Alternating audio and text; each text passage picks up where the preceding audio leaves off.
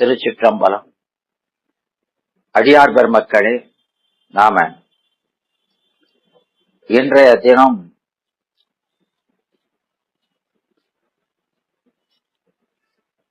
ஒரு முக்கியமான ஒரு நாள். இதுல இன்னைக்கு சந்திர கிரகணம் நாள்.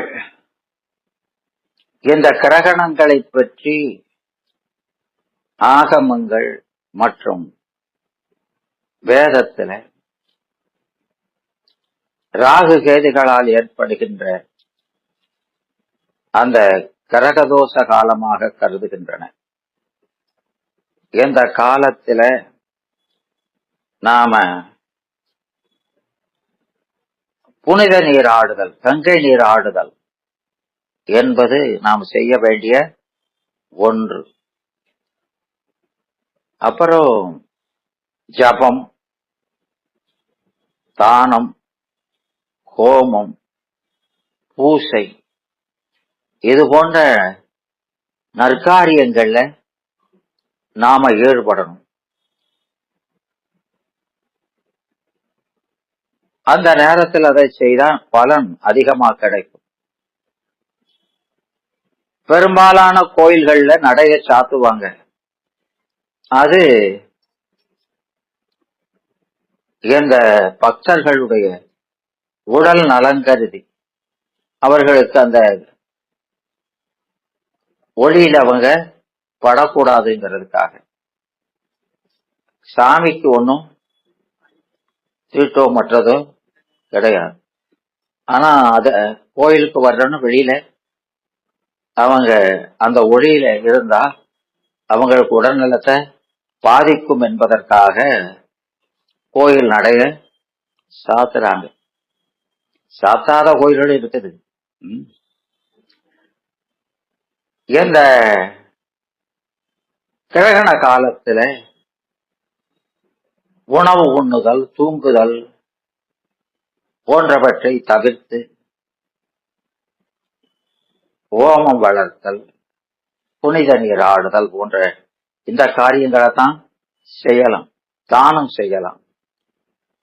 தானம் செய்வது சிறப்பு பலன் அளிப்பதாக சாத்திரங்கள் சொல்கின்றன. குறிப்பாக இந்த காலத்துல கர்ப்பிணி பெண்கள் வெளியில வரக்கூடாது. அதுபோக அவங்க அந்த ஊசி, கத்தரிக்கோல் போன்ற ஷார்ப்பான இரும்பு சாமான்களை கையில எடுக்கவே கூடாது. விளங்குதா? வீட்டை விட்டு வெளியவே வரக்கூடாது அவங்க. இந்த கிரகணம் சூரிய, சந்திரன், இந்த பூமி இதையெல்லாம் ஒரு நேர்கோட்டில் வரும் பொழுது நிழல் காரணமாக ஏற்படுகின்ற ஒரு வானியல் நிகழ்வுதான் அது. அதனால இங்க அந்த சூரியனுக்கும் பூமிக்கும் இடையில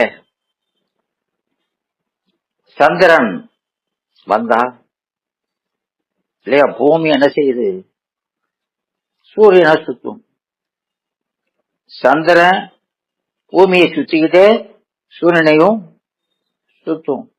இதானே படிச்சதுல ஞாபகம் இருக்குல்ல? அதனால அப்படி வரும் பொழுது அந்த சூரியனுக்கும் பூமிக்கும் இடையில சந்திரன் வந்தா அது சூரிய கிரகணம். விளங்குதா? ஆமா, சூரிய கிரகணம். அது அமாவாசை நாளில வரும். இதே போல சூரியனுக்கும் சந்திரனுக்கும் இடையில பூமி வந்தா, ரெண்டுக்கு இடையில பூமி வந்தா அது சந்திர கிரகணம். அது பௌர்ணமியில வர்றது. அந்த சூரியனுடைய ஒளி அதுல படாம மறைச்சிடுறது. அதனால இது வருடத்துக்கு ஒரு முறை, சில அபூர்வமா 2 முறையும் வரும். அந்த கிரகண காலங்கள்ல சில கதிர்வீச்சு பூமியிலே தோன்றுகிறது. இந்த கதிர்வீச்சு தோன்றும் சமயம் அது நம்ம உடல்ல பட்டாலும் மற்றவங்க பாதிப்பை ஏற்படுத்துங்கிறதுக்காக, அதனால இந்த கிரகணத்தை நாம நேக்கட்டையில பாக்குறதும் அது கண்ணுக்கு ஒரு பாதிப்பை ஏற்படுத்தலாம் என்று பெரியவங்க சொல்றாங்க. அதுக்கு விசேஷமான கண்ணாடிகளை போட்டுக்கிட்டு பார்க்கலாம். இப்போ எல்லாமே டிவிலே போடுதாங்க, அங்க இருந்தா பாத்துக்கலாம். இத நம்ம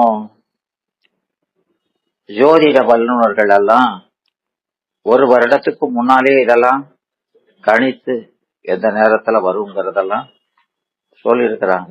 அதனால எந்த நம்ம குறிப்பா நாம சைவத்துல இந்து தர்மத்தை பின்பற்றுறவங்க இத பல்லாயிரம் ஆண்டுகளாக இது பின்பற்றப்பட்டு வருகிறது. நமது வம்சாவளியில வந்த முன்னோர்கள் திதி அல்லது தர்ப்பணம் அதெல்லாம் கிரகணம் முடிகிற நேரத்தில் அழிக்கிறது ரொம்ப சிறப்பு என்று ஆய்ந்து சொல்லி இருக்கிறாங்க. கிரகணம் முடிந்த பின்னால வீடு முழுவதும் சுத்தம் செய்து மெழுகி குளித்து அதுக்கப்புறம்தான் சமையல் செஞ்சு சாப்பிடணும் என்பது. அப்போ அந்த கிரகண காலத்துல வழிபாடு, தியானம், மந்திர ஜபம், இந்த மாதிரி பிரார்த்தனைகள் வீட்டுல இருந்தபடி செய்வதுங்கிறது ரொம்ப சிறப்பு. இந்த தண்ணீர், சமைத்த உணவுகள் பெரும்பாலும் வைக்கக்கூடாது. சமைத்த உணவை வச்சிருக்க கூடாது. அப்படி வைக்க நேர்ந்தால் தற்ப அது ஒரு விஷ நிவாரணி, அதை போட்டு வைக்கணும். முடிந்த பின்னால் அதை எடுத்து அதுக்கப்புறம் அதை இது பண்றோம். அதனால இந்த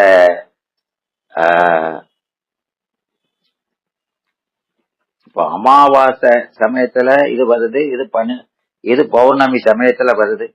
அதனால இது வருஷத்துல ஒரு 12-13 தடவை வரும். இது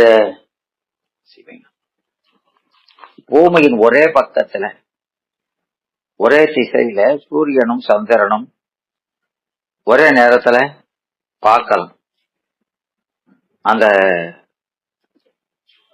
கிரகண காலத்துல பல சமயங்கள்ல ரொம்ப பக்கத்திலே ரெண்டையுமே இருக்கும். அந்த சூரியனும் சந்திரனுமே பக்கத்துல இருக்கும். அதனால இது சந்திர கிரகம்னா சந்திரனை அது மறைத்தது போல அது அப்படியே மூவ் ஆகிட்டு இருக்கும். இந்த சந்திரனை அது முழுமையாகவோ பகுதியாகவோ மறைக்கும். அது சூரியனையும் அப்படிதான். சூரிய கிரகணம் இருந்தா சூரியனை முழுசும் மறைக்கிறது இருக்குது, பகுதி மறைக்கிறதும் இருக்குது. இந்த நாட்கள்ல மற்றவங்கள இது ஒரு சாதாரண நிகழ்ச்சி தான் அப்படின்னு சொல்றாங்க. இருந்தாலும் இத பார்க்கறத எல்லாருமே தடை செய்யறாங்க. அது சூரியனை முழுமையாக நிலவு மறைத்தால் அது முழு சூரிய கிரகணம் வரும். சூரியனுடைய மையப்பகுதியை மட்டும் முழுச வட்டமா ஒரு ரிங்கு மாதிரி தெரியும். அப்படி தெரிஞ்சா அது வளைய சூரிய கரணம் என்பார்கள். சூரிய கரணத்தை சூரியனை முழுசு மறைக்காம சென்டர்ல இருக்கும். அது அபூர்வமா ஏற்படும். சூரியன் நிலவு 3 பௌர்ணமி அன்று ஒரே நேர்கோட்டில் வரும் பொழுது அந்த பூமியின் நிழல் எதுல விழும்? சந்திரன்ல விழும். அதத்தான் நாம என்ன சொல்றது? சந்திரகரணம்ங்கிறோம். அமாவாசையில சந்திரன் நிழல் பூமியில விழுந்தா, சூரியன் பூமியினுடைய நிழல் சந்திரன் விழுந்தா சந்திரகரணம். சந்திரனுடைய நிழல் பூமியில விழுந்தா அது சூரிய கரணம். அதனால இத நம்ம இதுல புராணங்கள்ல ராகு மற்றும் கேதுக்கள் நிழல் கிரகங்கள் வரும் இல்லையா? அது நாம 9ஆம் நூற்பாவுல படிச்சிருக்கோமா இல்லையா? என்ன படிச்சோமா? என்னப்பா? இந்துவில் பாணுவில் ராகிவை கண்டு அங்கு சிந்தையில் காணில் சிவன் கண்ணாம் உந்தவை காட்டாக்கினில் தோன்றி கணல் சரி இரும்பென்ன ஆழ்தானாம் ஓது 5 எழுத்து அப்படின்னு 2ஆம் அதிகாரம்னா 2வது பாட்டு தானே. அப்படின்னா என்ன சக்தி? அப்படின்னா என்ன? அதெல்லாம் 9ஆம் நூற்பாவை படிச்சுட்டு ரொம்ப தள்ளி போயிட்டோமே நாம. இப்ப 11க்கு போயாச்சு. இப்போ அதை போய் கேட்கிறோம்.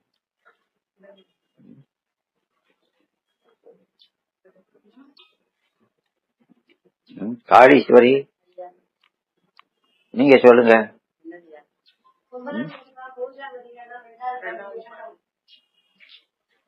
இவ்வளோ அங்க இருக்க ரவுண்ட்ஸ்ல போயிட்டு இருக்காவோ? புஸ்தகத்தை தான் தேட போயிட்டோன்னு பார்த்தேன். இருக்காமா? எல்லாம் அப்படி சோதிட வல்லணும்னு ஆர்வம் தான். இப்ப நல்ல ஆள்கள் தான் நம்மகிட்ட இருக்கு. இந்த கிரகணங்களை பற்றி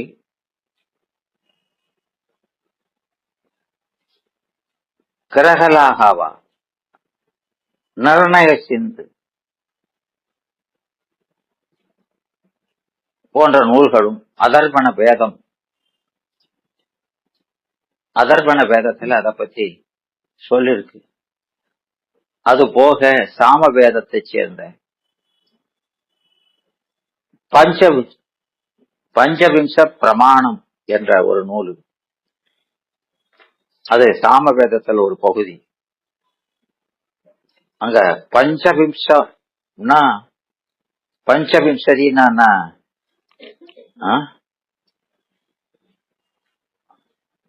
பஞ்சவிம்சதினா நாம ஏற்கனவே சிவபிரகாசத்துல அப்படி படிச்சிருக்கோமா இல்லையா? அட்டாவிம்சதி, பஞ்சவிம்சதி,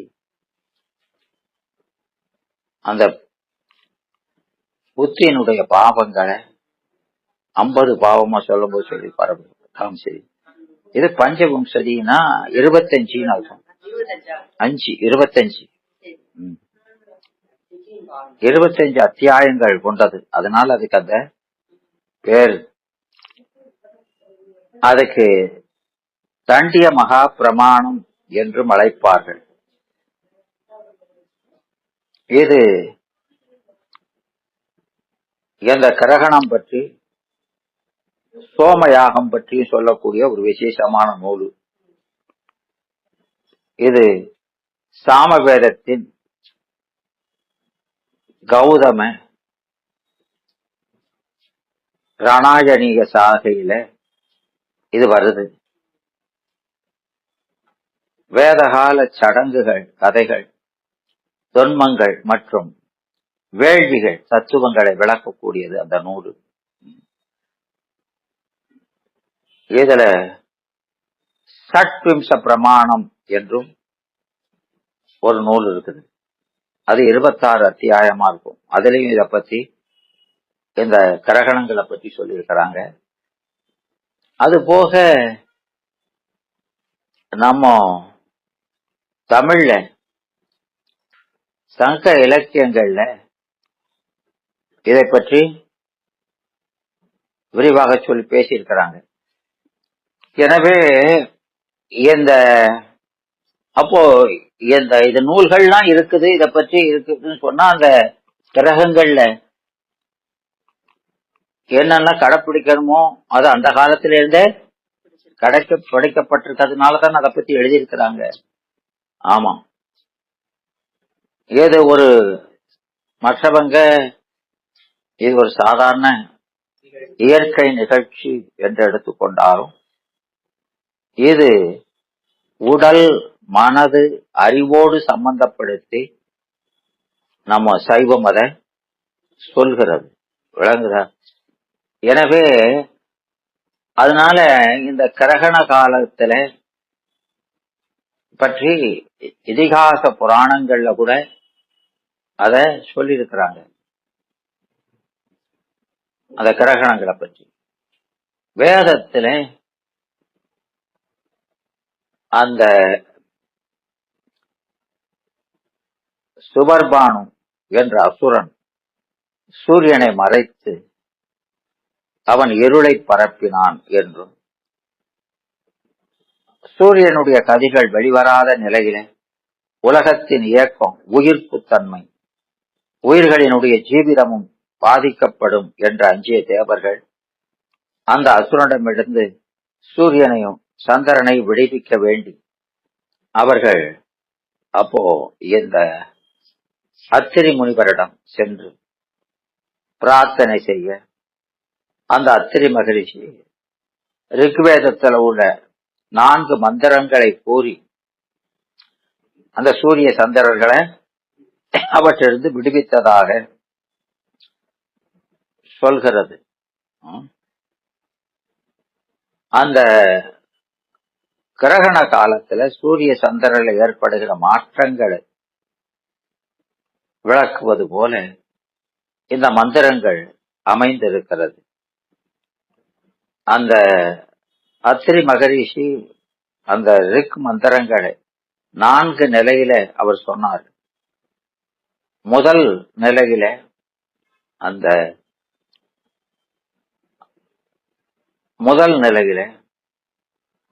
முதல்ல அந்த மந்திரத்தை சொன்ன உடனே சூரியனை மறைத்திருந்த அந்த இருள் விலகியதாகவும், அப்புறம் அது சிவப்பு நிறத்துல காட்சி அளித்ததாகவும், சூரியன் 2வது மந்திரத்தை கூறியதும் அது வெள்ளை நிறத்துல பிரகாசித்ததாகவும், 3வது முறை மறுபடியும் அது சிவப்பு நிறத்துக்கு மாறியதாகவும், 4வது மந்திரத்தை கூறியபோது அது அப்பதான் இயல்பான வெண்மை நிறத்துக்கு திரும்பியதாகவும் இந்த அந்த பஞ்சவிம்ச பிரமாணம் என்ற சாத்திர நூல் கூறுகிறது. அதனால இது இந்த சடங்குகள், இந்த வேத காலத்துல சடங்குகள் கதைகள் எல்லாம் இதை பற்றி நிறைய சொல்லப்பட்டிருக்கு. இந்த கிரகணங்களை பற்றி வால்மீகி ராமாயணத்துல ஆரண்ய காண்டம் 28வது சருக்கத்துல ராமபிரானுக்கும் அந்த கரதூஷணன் அவனுக்கும் இடையே நடந்த யுத்தத்தை பற்றி அவர் எழுதும் பொழுது, ராமபிரானும் அந்த கரனும் தொடுத்த கணைகள் எல்லாம் ஆகாயத்துல பரவி சூரிய கிரகணம் போல அந்த சூரியனை மறைத்து விட்டது என்று அவர் குறிப்பிடுகிறார். விளங்குதா? பாகவத புராணத்துல 35வது அத்தியாயத்துல சூரிய கிரணத்துக்கும் சந்திர கிரணத்துக்கும் ராகு கேதுக்கள் எப்படி பொறுப்பாளர் ஆகிறார்கள் என்பதை பற்றி ரொம்ப விரிவாக அது சொல்லியிருக்கிறது.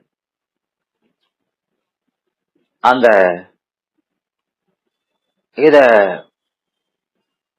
விஷ்ணு புராணத்திலையும் ம், கூர்ம புராணம் போன்றவற்றிலையும் இதை பற்றி சொல்லியிருக்கிறாங்க. பிரம்மா சிருஷ்டியை ஆரம்பித்த பிறகு தேவேந்திரன் ஒரு நாள் அந்த கொலுவில வீற்றிருந்த தேவர்கள், கந்தர்வர்கள், மூர்த்திகள், கிம்புருவர்கள், நடனமாடி அப்சரசுகளின் ஆடல் பாடல் நடைபெற்றது. சிவதாண்டவமும் அங்கே நடந்தது. அந்த சமயம் குபேரன் எழுந்து, எனக்கு நவநிதிகள் ரத்தனங்கள் யாவும் கொடுக்கப்பட்டிருக்கின்றன, இந்திரன் பதவி ஏற்றிட அவையாவும் செலவழிஞ்சு போச்சு. இந்திரனுடைய பதவி ஏற்பு விழால அவ்வளத்தையும் இந்த மாதிரி அங்கேயும் நடந்துருக்கு. கஜானா காலி பண்ணிட்டாங்க. அதனால அந்த மகேஸ்வரர் இந்திராதி தேவர்களுக்கும் சூரியன் சந்திரன் ஆகியோருக்கும் என்னிடமிருந்து நிதியை எல்லாம் எடுத்து செலவழித்தேன் என்று கூறினான். அப்போது விஷ்ணு குபேரனுடைய கூற்றை ஆமோதித்து, இனி பார்க்கடலை கடந்தால்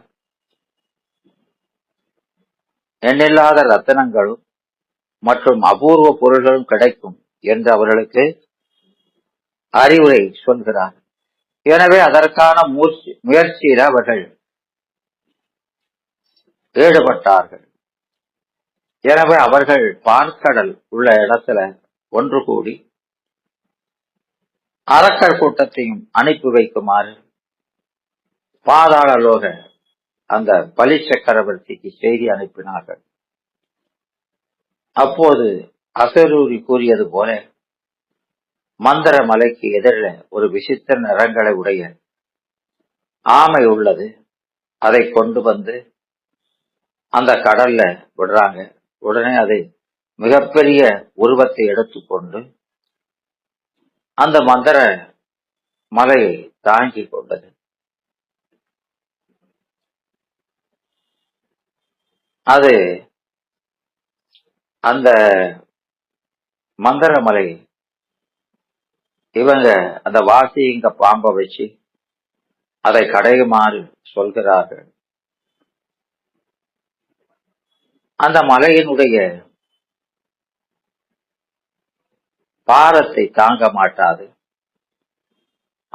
நான் தூளா ஆகிவிடுவேன் என்று அந்த கூர்மம் அஞ்சி கூற விஷ்ணு பகவான் உடனே உலகே தாங்கும், உனக்கு இது ஒரு பொருட்டல்ல என்று அவர் கூறினார். உனக்கு ஒரு ஆபத்துமின்றி நான் பார்த்துக் கொள்கிறேன் என்று சொன்னார். இப்படி பால்கடலை கடைவதற்கான எல்லா ஏற்பாடுகளும் நடைபெற வாசிகை மந்திரமலையை சுற்றிக் கொள்ள அதன் தலைப்பக்கத்தில அசுரர்களும் வால் பக்கம் தேவர்களும் இருந்து பால்கடலை கடைய ஆரம்பித்தார்கள். தேவர்கள், முனிவர்கள், கந்தர்வர்கள் ஆகியவர்கள் எல்லாம் விண்ணிலிருந்து பால்கடலை கடைவதை பார்க்கிறாங்க. இடையில கடைவதில் ஈடுபட்டவர்கள் எல்லாம் களைப்புற்று நின்றார்கள். அவர்களுக்கு ரொம்ப சோர்வு ஏற்பட்டது. எல்லோருக்கும் தேவையான அந்த பலத்தை தந்து இந்த கடைதல் வெற்றி அடையுமாறு அவர்கள் ஸ்ரீஹரியை வேண்டினார்கள். அப்போது மகாவிஷ்ணு தேவர்களை, தானவர்களை, இதற்காக நீங்க சோர்ந்து விடலாமா? இது மிக மிக ஒரு அற்பமான பணி. சமுத்திரம் உள்ளது, மத்து இருக்குது, கடைகிறதுக்கு கயிறும் இருக்குது, உங்களுக்கு துணைக்கு நானும் இருக்கிறேன். இப்படி இவ்வளவும் இருக்கும்போது எதற்காக மலைகிறீர்கள் என்று சொல்லி உற்சாகமா முயற்சி செய்யுங்கள். என்றார். அவர்கள் மறுபடியும் புது உற்சாகம் பலம் கொண்டு கடைய ஆரம்பிக்க, அப்போது மலை பலவிதமாக அசைய ஆரம்பித்தது. அப்போது மகாவிஷ்ணு மலையை காலால அழுத்தினார். பின்னர் முழு மனதுடன் முழு மூச்சாய் அந்த மதனித்தல் நடைபெற்றது. சில நேரம் வரை ஒன்றுமே பலன் கிடைக்காததால் பிரம்மா அவர் ஜாம்பவானை அழைத்து ஔஷதிகளை கடலிலே சேர்க்குமாறு அவர் சொன்னார். நல்ல மருந்து மூலிகைகளெல்லாம் கடல்ல கொண்டாந்து போடுது அவருக்கு சொல்றாரு. பிறகு கடலிலிருந்து அதெல்லாம் போட்டதுக்கு அப்புறம் ஒரு வெள்ளை ரசம் வெளிவர அதனை பிரம்மா ஒரு தங்க கலசத்திலே போட்டு வைத்துக் கொண்டார். அதுக்கப்புறம் மேலும் கடைய அதிலிருந்து ஐராவதம் என்ற யானை தோன்றியது. அதன் பிறகு அதிலிருந்து மதுரசம் தோன்றியது. அதன் நாற்றம் பொறுக்க முடியாமல் எல்லோரும் அதை வெறுத்தார்கள். அதற்கப்புறம் அதிலிருந்து சந்திரன் தோன்றினான்.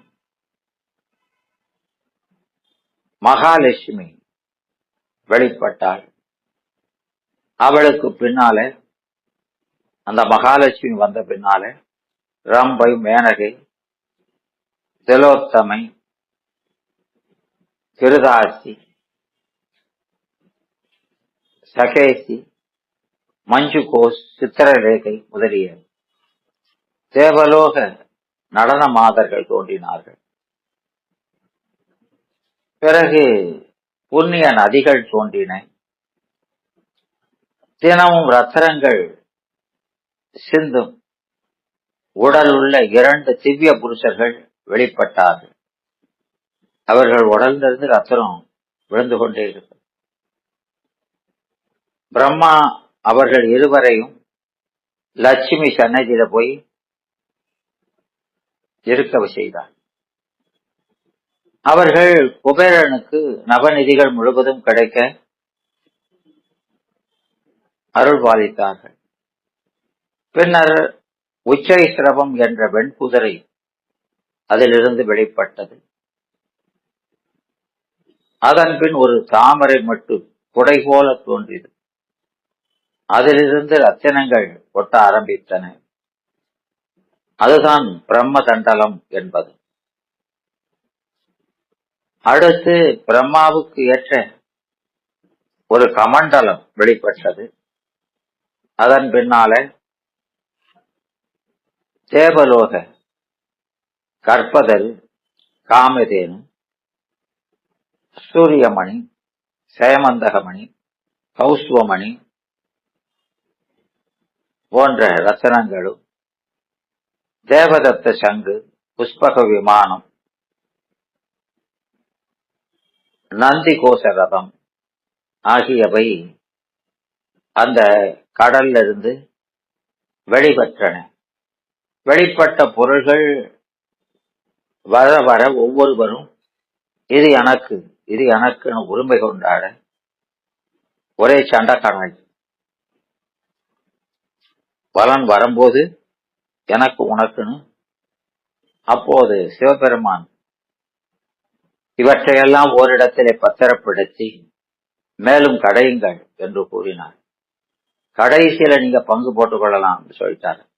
இதை கேட்ட அனைவரும் செயல் வீரர்களாகி வேக வேகமாக கடைய ஆரம்பித்தனர். அப்போது ஒரு பயங்கரமான, தாழ முடியாத ஒரு அதிகமான ஒரு வெப்பம் பரவிற்று. அதிலிருந்து விண்ணை முட்டும் அளவும் தீஜுவாலை எழும்பியது. எவராலும் அதை சமாளிக்க இயலவில்லை. அவ்வாறு அதன் பின்னால அதுல ஆழகால விஷம் தோன்ற அதன் கொடுமையை தவிர்க்கும் வழி பற்றி எல்லாரும் யோசிக்கலானார்கள். இந்த விஷயத்தை எப்படி சமாளிப்பது, இந்த கடைகளை நிறுத்தி விடலாமா என்று எண்ண, அப்போது அவர்கள் அனைவரும் சிவபெருமானிடத்திலே சென்று தஞ்சம் புகுந்து நிலைமை மிகவும் மோசமாகி கொண்டிருக்கிறது, எங்களால் இதை சகிக்க முடியவில்லை என்று முறையிட, அவர் தேவ அசுரர்கள் அந்த தீன நிலையை கண்டு மகாவிஷ்ணு அவர் தகை கொண்டு பெருமழை பொழியை செய்து வெப்பத்தை தணித்தார். விஷ்ணு வெப்பத்தை தாங்கி நிற்க அவர் உடல் அந்த விஷத்தை தாங்க மாட்டாது கரிய நிறம் ஆகியது.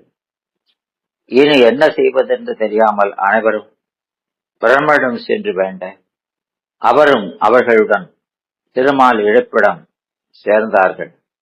எல்லாருமா சேர்ந்து விஷ்ணு இப்போ அனைவரையும் காப்பாற்றக்கூடியவர் முழுமுதற் கடவுளாகிய சிவபெருமானி என்று கூறி அவர்களை எல்லாம் அழைத்து கொண்டு கைலைக்கு சென்று அவரை பார்த்தார்கள். அப்போ அந்த உமா மகேஸ்வரனும் வந்துள்ள ஆபத்தை பற்றி, அந்த ஆலகால விஷத்தை பற்றி சொல்லி தங்களை காத்தருளுமாறு வேண்டி துதி செய்தார்கள். அப்போ அவரை உபாதீனப்படுத்தி அந்த கடைகள் தொழிலை செய்திருந்தா கூட அவருடைய குற்றங்களை எல்லாம் மன்னித்து அந்த பக்தர்களுக்கு அபயம் என்றால் வந்ததனால சாந்தாரை காத்தல் தலைவர் கடன் என்றார் போல அவரு எவ்வளவு கஷ்டமானாலும் ஆபத்து ஏற்படுவதானாலும் அவர் தஞ்சமடைந்தவர்களை உதாசீனப்படுத்தாது அந்த ஆலகால விஷத்தை கையிலே ஏந்தி உட்கொண்டார்.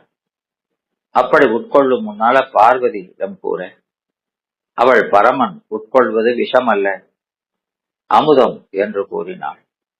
அருந்திய ஆலகால விஷத்தை வயிற்றிலே போக வட்டாமல் அது உள்ள போனா அதுக்குள்ள அனைத்து உயிர்களும் அவருக்குள்ள அடைக்கலமாய் இருக்கிறதுனால அவர்களெல்லாம் அழித்து போகுமே என்று அது அவர்களை சென்றடையாது, அவரளவிலே நிற்குமாறு அதை தடை செய்ய அந்த பிரம்மா கங்கையை சிவனார் தலையில் இருந்து உனது பிரபாகத்தால் நனைத்துக் கொண்டிரு என்றும் உனது அபிஷேகத்தால் அந்த பரமனுக்கு சாந்தி ஏற்படும் என்றும் சொன்னார். இதனால அந்த பெருமானுக்கு சந்திரசூடன், சந்திரசேகரன், கங்காதரன், சந்திரகலாதரன் என்ற பெயர்களெல்லாம் காரணப் பெயர்களாக ஏற்பட்டது. இந்த நீலகண்டன் வரலாற்றினை சொல்வோர், கேட்போர், படிப்போர்கள் எல்லாரும் சிவசாகித்ய பதவியை அடைவார்கள் என்று சூதமுனிவர் அதை சொல்றாரு. இந்த பெருமானுடைய திருவருளை கேட்கிறவங்க பால்கடலில் தோன்றிய பொருள்களை பண்டு போட்டுக் கொள்வதில் அவர்களுடைய கவனம் திரும்பிற்று. கைலாயத்தை சுற்றிலும் ஒரு ரம்யமான ருத்ரவனம் எனப்பட்ட புஷ்பவனம் இருந்தது. பார்வதி பரமேஸ்வரர் அதிலே உலாவி வந்த பொழுது ஒரு நாள் சிவபெருமான் அங்கு ஒரு கரடி கண்டு அங்க அவர்களுக்கு கரடி முகம் கூடிய ஒரு மனித உடலுடைய உருவம் தோன்றியது. அந்த கரடி உருவத்தை பார்த்த பரமன், நீ சிவாம்சத்துடன் பிறந்ததனால் நீ சர்வசாஸ்திர பண்டிதனாய் அச்சம் என்பதே அறியாமல் விளங்குவாய் என்று ஆசீர்வதித்தார். அவதான் நாம ராமாயணத்தெல்லாம் வரக்கூடிய ஜாம்பவான் என்பவர்.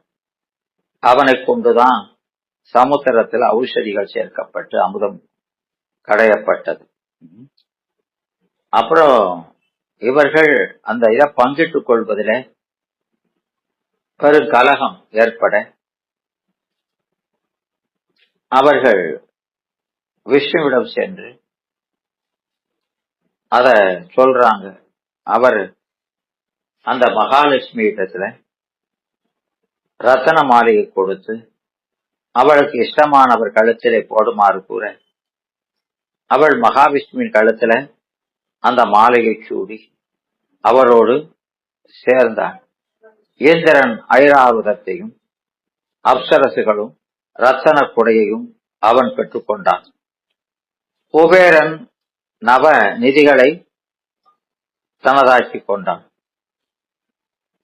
கிடைத்த 7 குதிரைகள் சூரியன் தேருக்கு அளிக்கப்பட்டது. சயமந்தக மணியை குண்டலங்களையும் இந்திரனை பெற்றுக்கொண்டான். கௌஸ்துவ மணியை மகாவிஷ்ணுக்கு அளித்தார்கள். வருணன் புஷ்ப உமாவத்தை பெற்றார். சிவபெருமான் அவர் சங்கை எடுத்துக்கொண்டார். கருடக்கொடி உள்ள தேரை விஷ்ணு எடுத்துக்கொண்டார்.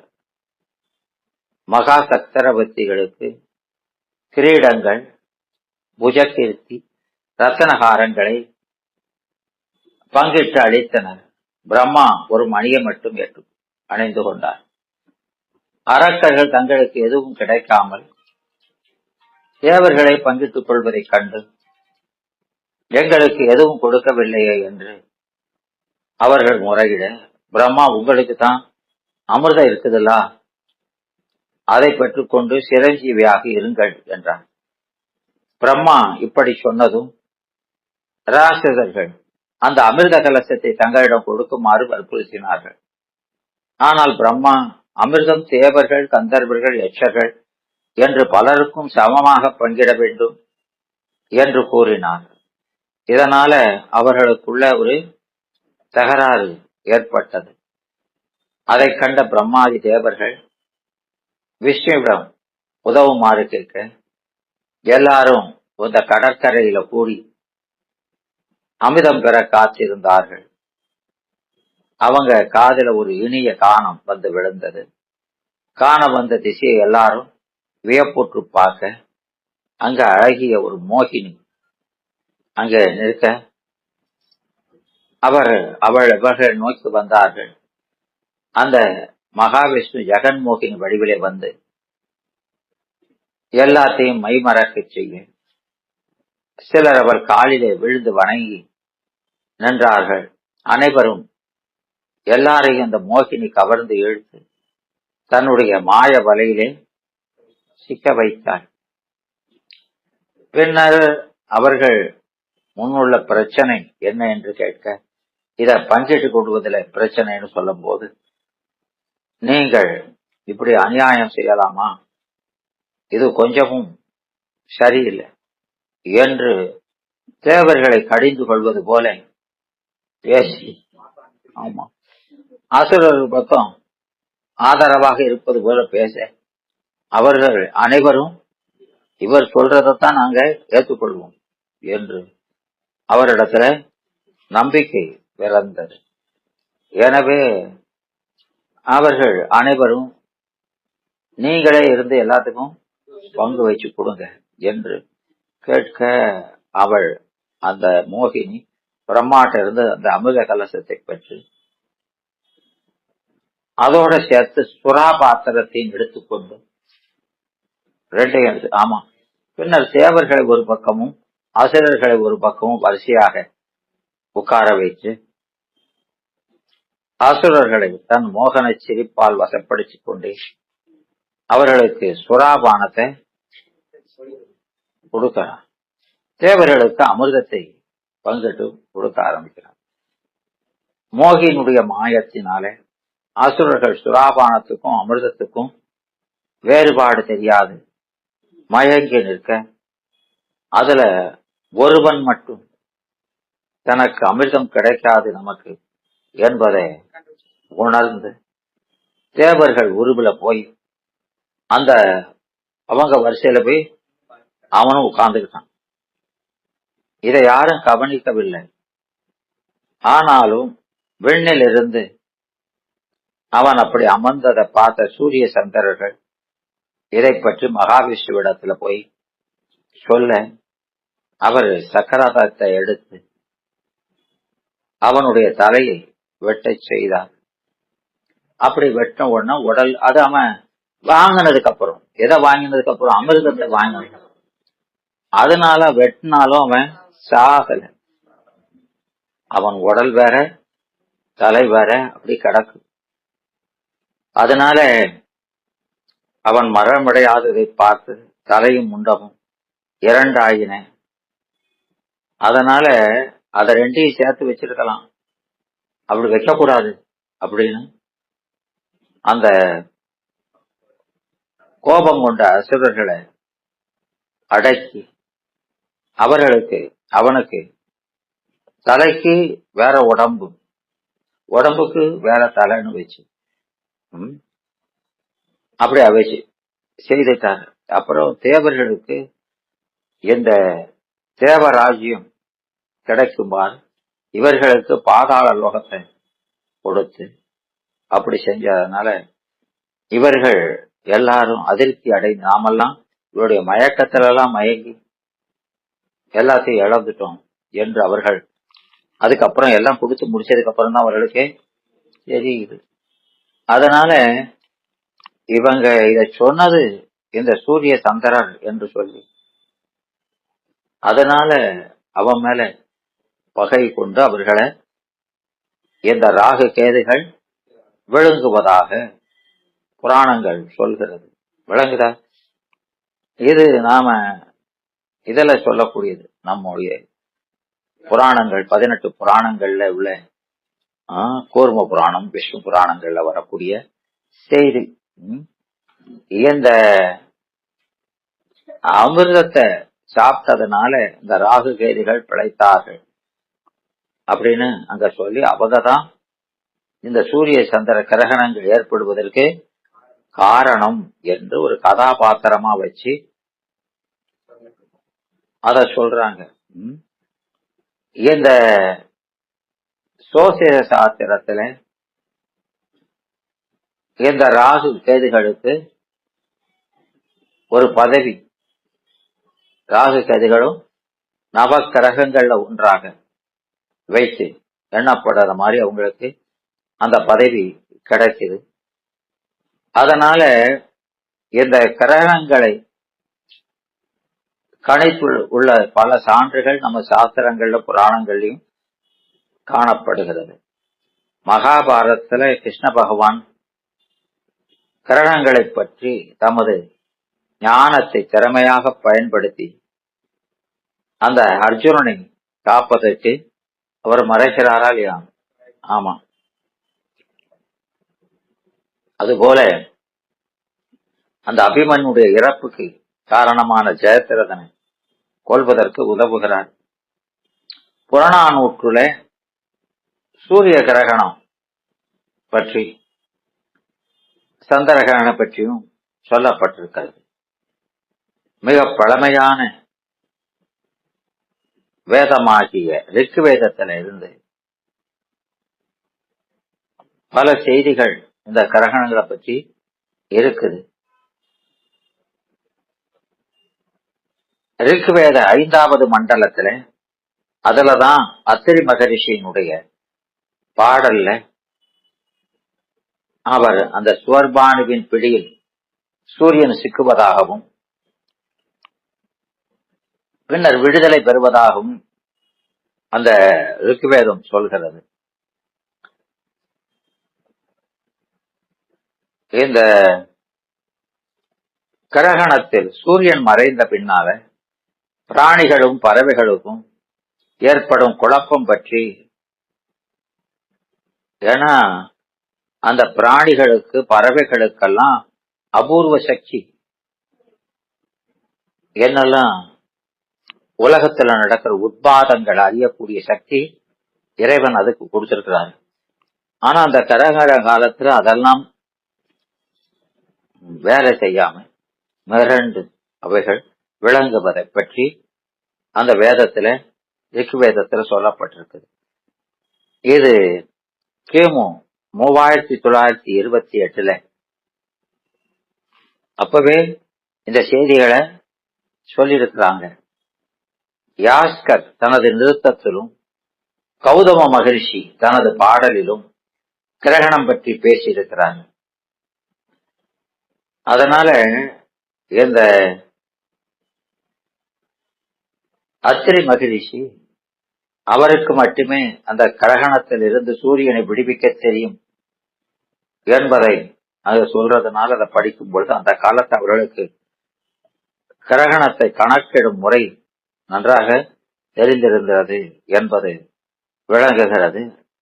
இதை பற்றி சாமவேதத்திலே அந்த வம்சவிம்ச பிரமாணத்திலும் இதை பற்றிய விளக்கங்கள் காணப்படுகின்றன. அதுலதான் அது 4 கட்டமா விளக்கிறதா சொல்லி இருக்குது. வேத காலத்துல இந்த முழு நிலைமை ராகா என்றும் அமாவாசையை ஸ்ரீனிவாலி என்றும் அழைத்ததாக வடமொழி அறிஞர்கள் சொல்கிறார்கள். அப்போது ராகு கேதுகள்ங்கிற கிரகமே அந்த காலத்துல இல்லையாம். அது அந்த கிரகங்கள் எல்லாம் தோன்றுவதற்கு முந்தைய காலம் அப்படின்னு அதுல சொல்லியிருக்குது. சங்க தமிழ் இலக்கியத்துல நிறைய இடங்கள்ல சந்திரனை ராகு என்றும் பாம்பு விழுங்குகின்ற அப்படிங்கிறத செய்திய பாம்புங்கிறது பாடல்கள்ல சொல்லியிருக்காங்க. சந்திரனை பாம்பு விழுங்குறதாக அகநானூறு அதுல 114 313 இதிலையும் புறநானூர்ல 260 பாட்டிலையும் சிறுபானாற்று படை பரிபாடல் குறுந்தொகை நற்றிணை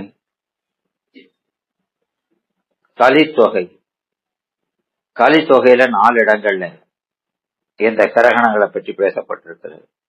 எனவே இந்த சூரிய கிரகணம் பற்றி புறநானூற்றுல 174 பாட்டில மாரோக்கத்து நப்பசலையார் என்பவர் அத பாட்டா அது எப்போ அது ஏற்பட்டதுங்கிறத பாட்டுல சொல்லி இருக்கிறாரு.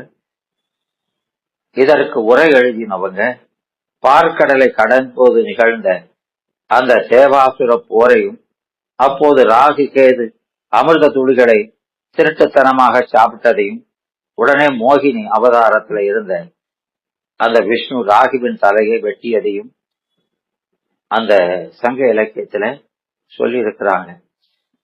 ஆனால் இதில் பாடப்பட்டவன் பெயரும் மலையமான் சோழிய ஏனாதி திருக்கண்ணன் என்றும் சூரியனை விடுவித்து இருளை போக்கியவன் கண்ணன் அதாவது அஞ்சனவண்ணன் என்பதையும் அப்படி சொல்லியிருக்கிறாங்க. இத பார்க்கும்போது இது மகாபாரத 13வது நாள் போரை இது நடந்தது அந்த 14வது குறிக்கிறதோ என்ற ஐயம் எழுவதாக இன்றைய ஆராய்ச்சியாளர்கள் சொல்றாங்க. அதைத்தான் இப்படி சொல்லியிருக்காங்கன்னு. எல்லா கிரகங்களையுமே பாமர மக்கள் புரிந்து கொள்வதற்காக அரக்கன் வந்து விழுங்குகிறான், பாம்பு வந்து விழுகிறது என்று சொல்வது வழக்கம். அது நமக்கு தீய ஒளி நம்ம வேலை படுவதை இப்படி அவங்களுக்கு ஒரு உருவகமா வச்சு சொல்லியிருக்கிறாங்க என்பது. அதனால இந்த அந்த காலத்துல ஒரு செய்தியை சொல்லணும்னா அதை ஏற்றுக்கொள்ளுத வரையில ஒரு பாத்திரமாக ஆக்கி சொல்லுவாங்க. அப்படி முறையில சொல்லியிருக்கு. அதனால இதுல பெரும்பாலான நம்ம சங்க இலக்கியங்கள்ல படிக்கிறவங்க அது அந்த மகாபாரத போர் நடந்ததான் அது சொல்வதாக அமைந்திருக்கிறது என்று கருதுகிறார்கள். இந்த சூரிய சந்திர கிரகண காலத்துல சூரிய கிரகம்னா அந்த கிரகணம் ஏற்படுவதற்கு 4 யாமத்துக்கு முன்பாக உபவாசம் இருக்கணும். உனக்குதான் 12 மணி நேரம் 4 யாமம். சந்திர கிரகணத்துக்கு 3 யாமம். 3 யாமம்னா 9 மணி நேரம் முன்னாலேயே சாப்பிடாதத நிப்பாட்டிடணும். அது உடம்புல அப்பதான் அது பாதிக்காதுன்னு சொல்றாரு. ஏன்னா பாத்திரத்தை சமைச்சதே வச்சு கூடாதுங்களா இல்லையா, உள்ள சாப்பிட்றதும் உடலுக்குள்ள இருக்கக்கூடாது அப்படி ஓயா அப்படிங்க. அது அவர் சொன்னா அப்படித்தான் சொல்லுவோங்கிறோ. சரி, அப்படி சொல்றாங்க. அம்மா வயிற்றுக்குள்ளேயே அது இருக்கப்படாதுங்க. அதனால இந்த 7 வயதுக்கு உட்பட்ட குழந்தைகள், 70 வயதுக்கு மேற்பட்ட இவங்களுக்கெல்லாம் விதிவிலக்கு. விளங்குதா? அவங்க இந்த மாதிரி உபவாசம் வேண்டாம் அப்படின்னு அவங்களுக்கு அதை விலக்கியிருக்காங்க. அந்த நீர் வைத்திருக்கிற பாத்திரங்கள், வீட்டுல தண்ணி வச்சிருப்போமா இல்லாமா, குடிநீர் அந்த பாத்திரங்கள், வேக வைக்காத உணவுப் பொருள்கள் இருந்தாலும் அதுல ஓரிரு தர்ப்பை புல்லை போட்டு வைச்சா அந்த கிரகங்களுடைய பாதிப்பு அது அப்சார்ப் பண்ணி இழுத்துரும் அப்படின்னு சொல்லி இருக்கிறாங்க. இதுக்கு மட்டும் இல்ல, நீங்க எந்த விஷயத்து இருந்தாலும் அது என்ன செய்யலாமா, இந்த தர்ப்ப புல்லை அதுல போடுறது. அது தர்ப்பைங்கிறது நெருப்பினுடைய அம்சம்தான். கிரகண காலத்துல கண்டிப்பா தூங்கவே கூடாது. அது இரவுல வந்தாலும், சந்திரகிரகணம் நல்ல இரவுல வந்தா கூட என்ன செய்யக்கூடாது, அது பாட்டுக்கு வந்துட்டு போகுதுன்னு தூங்கக்கூடாது. அது மூளைய ரொம்ப பாதிக்கும். எதா பாதிக்கும்? மூளை இருந்தாலும் சார் அதெல்லாம் பத்தி பாதிக்கும்.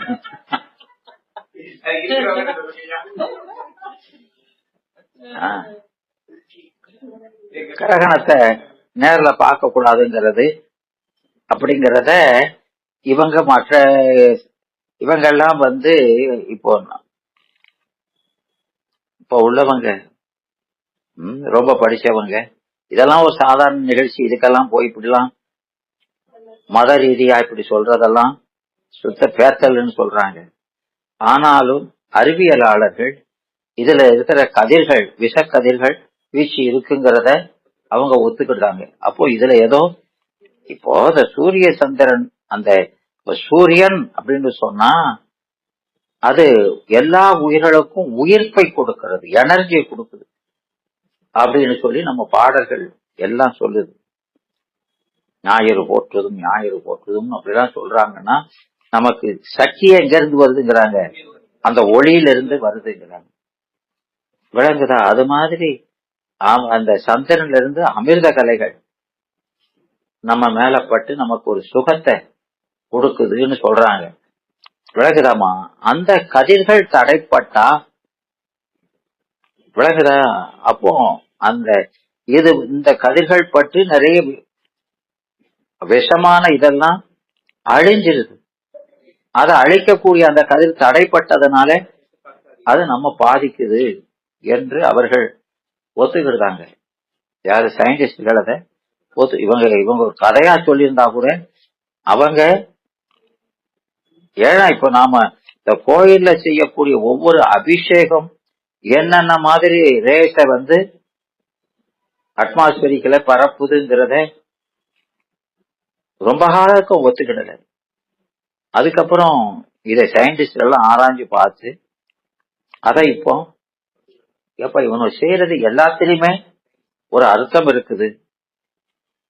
பால் அபிஷேகம் பண்ணா அதுல இருந்து வீர கதிர்வீச்சு, நீங்க அதை சிலைக்கு தான் போட்டுறீங்க, ஆனா அது 5 மைல் சுற்றளவுக்கு அதனுடைய பாதிப்பு சுற்றி இருக்குதான்.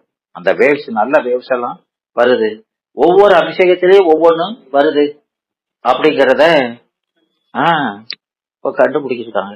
இவனு எப்படி செஞ்சாங்க? நாம அறிவியலை சார்ந்து செல்லல, இறையியலை சார்ந்து நம்ம ஞானிகள் அதை செஞ்சிருக்காங்க. அதனால இந்த நேரத்துல ரொம்ப, அதாவது உணவு மட்டுமல்ல, வயிற்றுக்குள்ள முழு பலனடையாத குழந்தைகள், எதிர்ப்பு சக்தி இல்லாத சிசுக்கள், அதெல்லாம் பாதிக்குங்கிறதுனாலதான் கர்ப்பிணி ஸ்திரீகள் எல்லாம் வெளியில வரக்கூடாதுங்கிறாங்க. அதனால இந்த கிரகண காலத்துல அந்த தொடங்குறதுக்கு முன்னாலே முடிந்த பிறகும் கண்டிப்பா குளிக்கணும். அத அத நாம சாதாரணமா குளிக்கிறது இல்லை. நாம எப்போதும் எப்படி குளிப்போம்? என்னமா மந்திர பூர்வமா குளிக்கிறோமா இல்லையா? சொல்லித்தானே குளிப்பீங்க.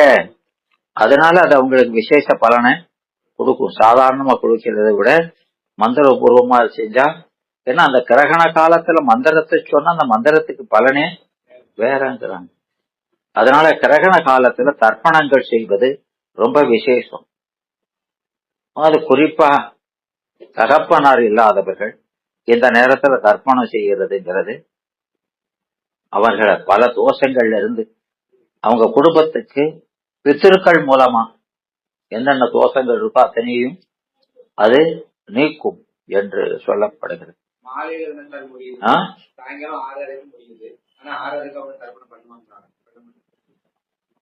அவங்க பண்ணட்டானே,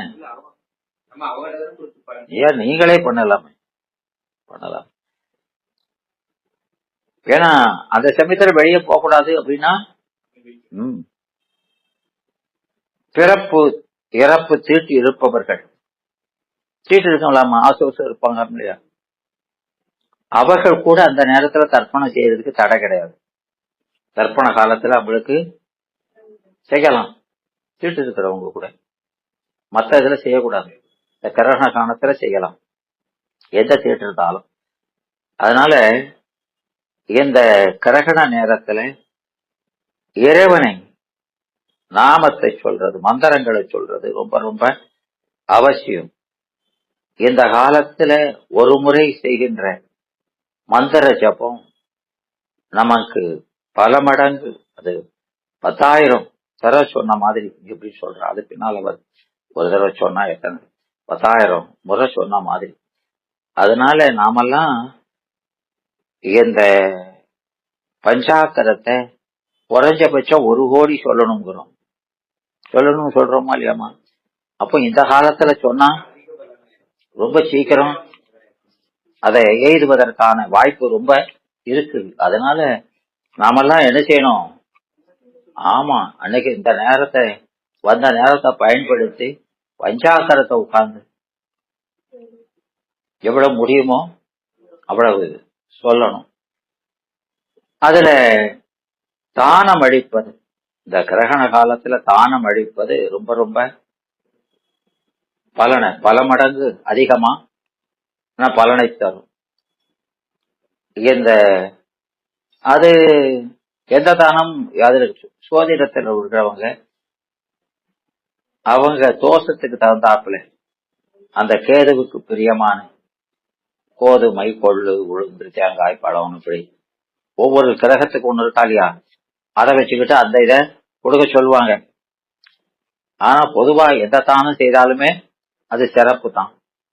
இந்த சோதிடத்துல அது எந்த ராசியில வருதோ அந்த ராசிக்குள்ள கிரகங்கள் எல்லாம் அதிகமாக பாதிக்கிறதா சொல்லி அதை அவங்க கண்டிப்பா அதுக்கு அர்ச்சனை கொடுத்து பரிகாரம் செய்யணும் பாங்க. நமக்கு அதெல்லாம் தேவையில்லை, எல்லாரும் செய்ய வேண்டியதானே. ஏன் அவருக்கு மட்டும் என்ன ஸ்பெஷல் விளங்குதா? அதனால இது அந்த அறிவோடு தொடர்புடையது. அதனால நிறைய பேருக்கு மனநிலை பாதிக்கிறவங்க சரியா இல்லைன்னா மனநிலை பாதிப்பு ஏற்படும் கிரகண காலத்துல என்று சொல்கிறார்கள். அதனால அது இந்த கிரகண காலத்துல என்னமா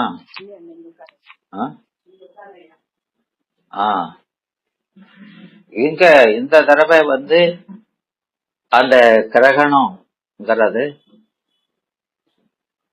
சந்திர கிரகணம். அத இடையில அந்த பூமியால அது மறைக்கப்படுறதுனால அந்த வளிமண்டலத்துல ஒளி சிதறல் காரணமாக சிவப்பு நிறத்துல அது காட்சி அளிக்கும். இது நம்ம இந்திய நேரத்துல 4:45 தொடங்கி அது 5:40 வரைக்கும் அது நல்லா தெரியுங்கிறாங்க. அத கிரகணத்தை பார்க்கறதுக்கு. இந்த நேரத்துல சந்திரன் கேதுவுடன் இணைந்திருப்பதாக சொல்லப்படுகிறது. இந்த மார்ச் மாசத்துல இன்னைக்கு ஏற்படுறது இது. இந்த 4:45 சொன்னா கூட நாம அத 1 மணி நேரத்துக்கு முன்னாவதாவது நாம் அத கணக்கில் எடுத்துக்கணும் அப்படின்னு சொல்ல முடியும். 7:15 வரைக்கும் நீங்க அந்த கிரகம் இருக்கிறதாக கருதி கொள்ளுங்கள். அது முடிஞ்சா கூட அதனுடைய பாதிப்பு எது வரைக்கும் 7:15 வரைக்கும் பொறுத்து தான் அதுக்கப்புறம் எல்லாம் செய்யணும் அப்படின்னு சொல்லி இருக்கிறாங்க.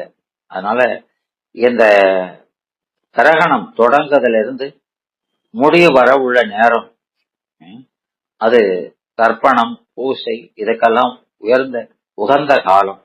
இந்த கிரகண கால சந்திர கிரகணத்துல அது பாதியில தொடங்கி முடியறதுக்கு முன்னால இந்த தர்ப்பணத்தை முடிச்சிடணும் என்று சொல்லி இருக்கிறார்கள். ஸ்நானம் பண்றது கிரகணம் தொடங்குறதுக்கு முன்னாலே குளித்து அதுக்கப்புறம் முடிச்சதுக்கு அப்புறம் பழையபடியும் ஒரு தடவை குளிக்கணும். அந்த கிரகண காலத்துல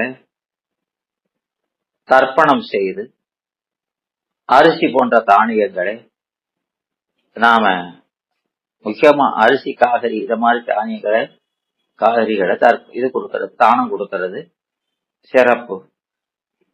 ஜபம்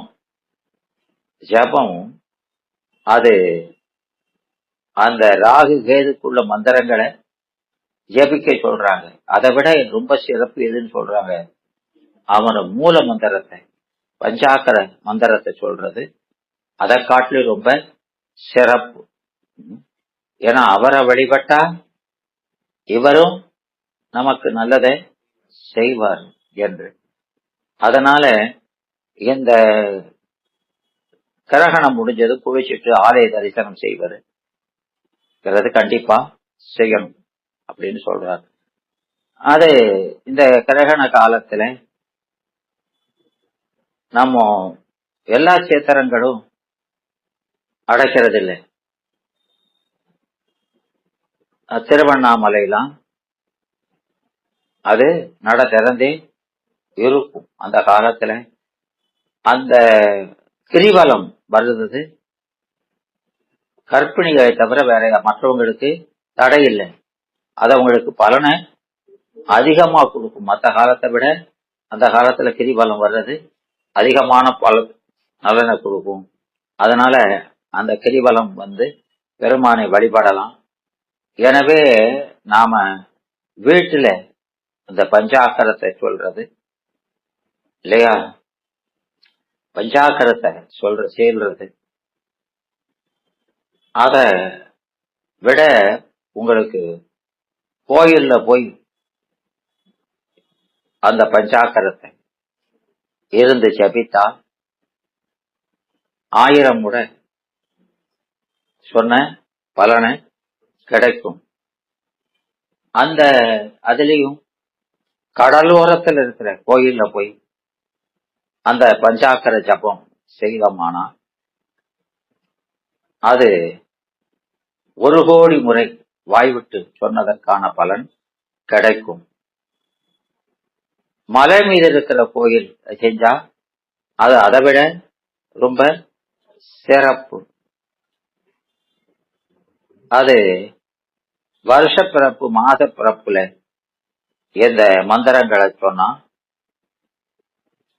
அதெல்லாம் முக்கியமான நாள் 100 மடங்கு அதிகம். நாம இன்னைக்கெல்லாம் பூசையை ரட்டிப்பா செய்யணும்னு சொல்லிருப்போமா இல்லையா, அது மாதிரி அமாவாசை பௌர்ணமி திதிகள்ல வர நாள்ல செபிச்சா அது 1000 மடங்கு அதிகமான பலனை கொடுக்கும். ஆனால் இந்த கிரகண காலத்துல அந்த மந்திரங்களை சொன்னா 10,000 மடங்கு அதிகமான பலன்.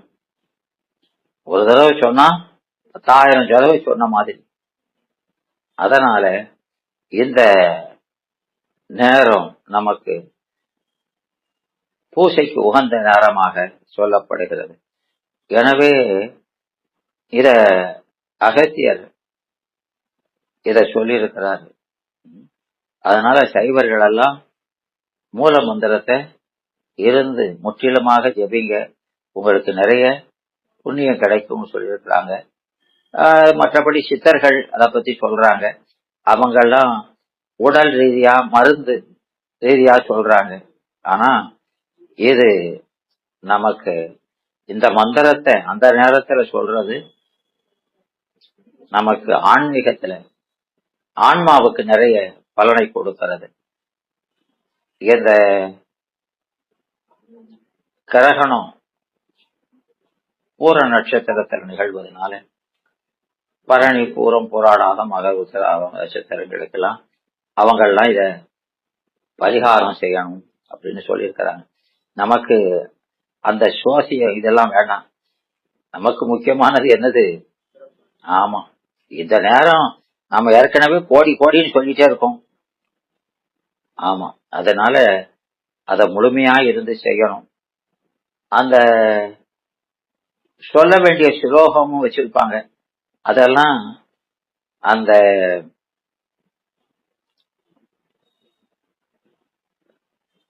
ராகு கேதுகளை பற்றியும் மற்ற தோஷங்களை பற்றி தான் குபேர அவை இவங்களை பத்தி தான் அந்த மந்திரங்கள் இருக்குது. அதனால அதை விட நாம சொல்றது எது ரொம்ப சிறப்புங்கிறாங்க. ஆமா, எந்திரோ அனலோ தண்டத ரஸ்தருசக வாயு குபேர ஈசா குர்பந்து சர்வே மம ஜன்ம ராசசித்த சந்திர கிரக தோஷ சாந்தி அப்படின்னு சொல்லி அவங்கள சொல்லி இந்த சந்திர கிரகத்துல ஏற்படுற தோஷத்தை எனக்கு சாந்தி பண்ணுங்க அப்படின்னு அவற்றை வேண்டுறாங்க. இவங்கெல்லாம் யார் ஏவல் வழி நிக்கிறவங்க? பெருமானுடைய ஏவல் வழி நிக்கிறவங்க தான். அதனால அவனை பூசிப்பதுதான் சாலை சிறந்தது என்று சொல்லியிருக்கிறாங்க. அதனால இன்னைக்கு அந்த நேரம் வர்றதுனால நாமெல்லாம் என்ன செய்யணும்? ஆமா, சாப்பாடு பாடெல்லாம் விட்டுட்டு என்ன செய்யணும்? ஆமா, அந்த மூல மந்திரத்தை எவ்வளவு முடியுமோ அவ்வளவு சொல்லி அந்த பயனை எவ்வளவு பெற முடியுமோ அதுக்கான முயற்சியை நாம செய்யணும் என்று சொல்லிக்கொண்டு